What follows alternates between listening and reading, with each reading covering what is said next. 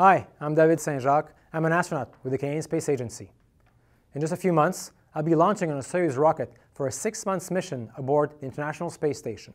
The ISS is an amazing orbiting laboratory.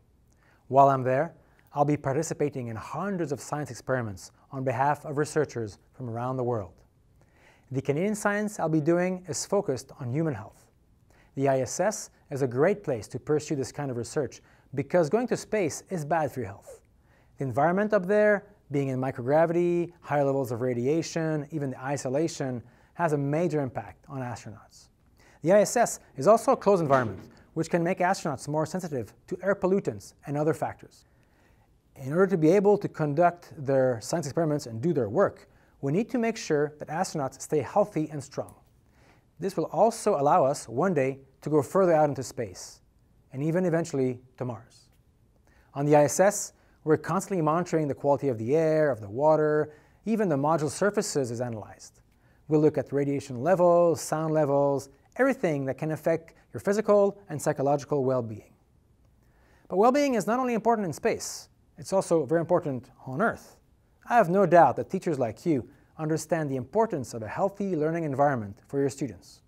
During my mission, Let's Talk Science and the Canadian Space Agency are partnering to invite classrooms all over Canada, from kindergarten to grade 12, to participate in a new educational project. It's called Optimal Environmental Conditions for Life.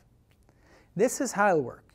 While I'm in space, you'll monitor the environment in your classroom and ask students to investigate how environmental factors influence their mental and physical health. Your measurements and data will be fed into a national data set, which you will have access to, so you'll be able to compare with data from other locations across Canada, as well as with my data on the International Space Station. Your students will also be asked to look for solutions and make changes to their environment, and then to measure the impact of these changes on their well-being. If you ask me, it's a fantastic opportunity for you to be part of Canada's next space mission. And at the same time, you can work on computational thinking skills and expose your students to some coding. So, want to do science on Earth while I do science in space? Maybe we can even trade notes. Check out the Let's Talk Science website to find out how your classroom can participate.